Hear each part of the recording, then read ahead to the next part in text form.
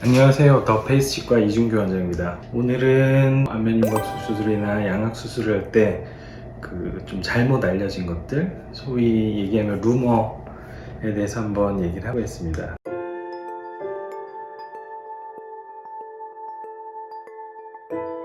서양권이랑 동양권 접근이 달라요.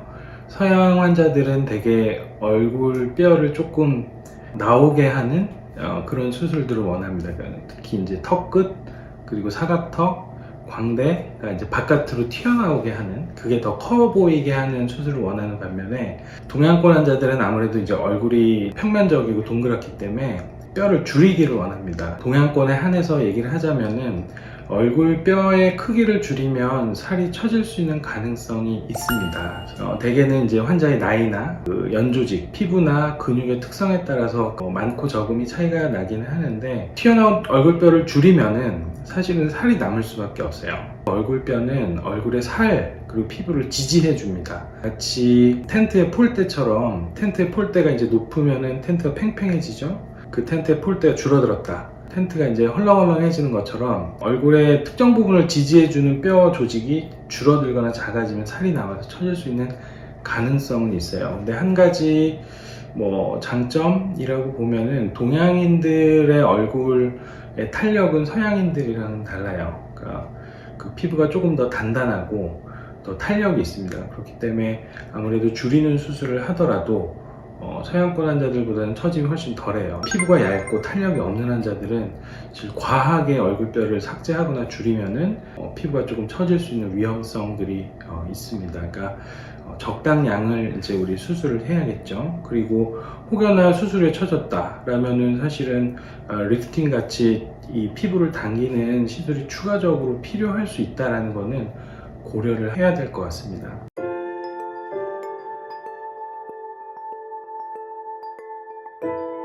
이건 아니죠.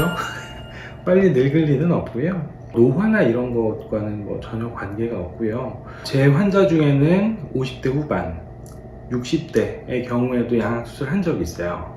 그런 분이 얼굴이 얼마나 예뻐지려고 하냐. 근데 그 문제가 아니라 이제 치아를 맞춰야 되는데, 그러니까 소위 얘기하면 틀니를 만들거나 임플란트를 해야 되는데 턱이 완전히 다른 데에 가 있으면 만들 수가 없어요. 그런 경우에는 양악수술의 본연의 목적이죠. 턱의 위치를 제 위치에 갖다 놓고 치아를 만들어야 되는 경우가 있었어요. 그러니까 그런 경우는 회복에는 큰 차이가 없습니다. 단 이제 우리가 고려를 해야 될 거는, 뼈의 회복이나 그리고 피부나 근육의 회복은 사실은 그닥 차이가 안 나는데, 신경의 회복은 차이가 많이 나요. 나이 드신 분들과 젊은 사람 차이가 많이 납니다. 그러니까 그거는 고려를 하고 반드시 필요한 경우에만 우리가 이제 수술을 해야겠죠.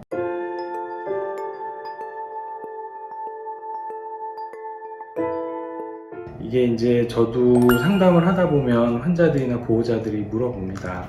위험하냐? 저는 항상 위험하다라고 대답을 합니다. 그래서 기본적으로 그 위험성은, 사실 수술이라는 과정 자체가 내 몸에 어떤 위해를 가하는 과정이기 때문에 위험하다고 얘기를 해야겠죠. 우리가 운전이 위험하냐라고 물어보면, 신호도 잘 지키고 속도도 잘 지키면 사고 날 일이 많진 않지만 운전을 해서 사고가 나는 경우가 있죠. 근데 그렇다고 해서 운전이 다 위험하다라고 얘기하지 않는 것처럼, 이거는 지켜야 될 것들을 잘 지키면서 우리가 수술을 하면 그닥 위험하진 않습니다. 그래서 수술 자체는 안정된 수술이에요. 이 수술은 굉장히 오랫동안 구강암면외과 영역에서 시행됐던 수술이고, 그 결과는 상당히 신뢰도가 높을 정도로 안정됐다라고 우리가 이제 판단하고 있기 때문에, 위험한 수술이냐라는 질문은 사실 질문 자체가 약간 좀 잘못된 거이긴 합니다. 수술은 위험하지만 안전하게 할 수 있다라고 대답하는 게 맞을 것 같아요.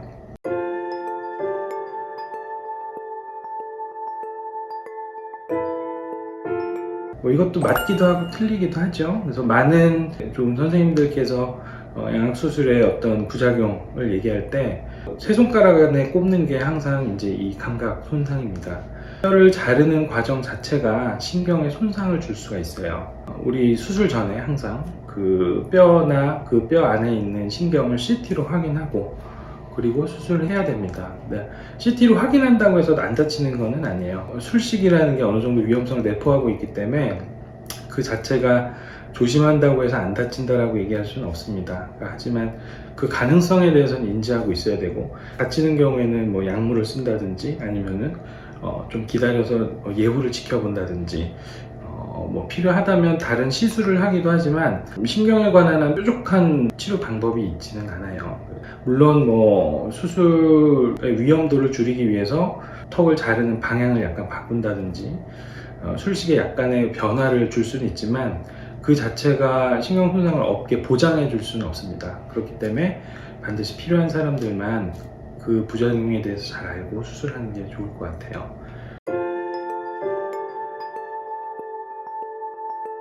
우리가 이제 용어를 조금은 정확하게 사용을 해야 될 필요가 있어요. 일반적으로 아까 얘기한 입술 감각이 없어진다라는 건 이제 느끼는 감각신경이 손상이 온 거죠.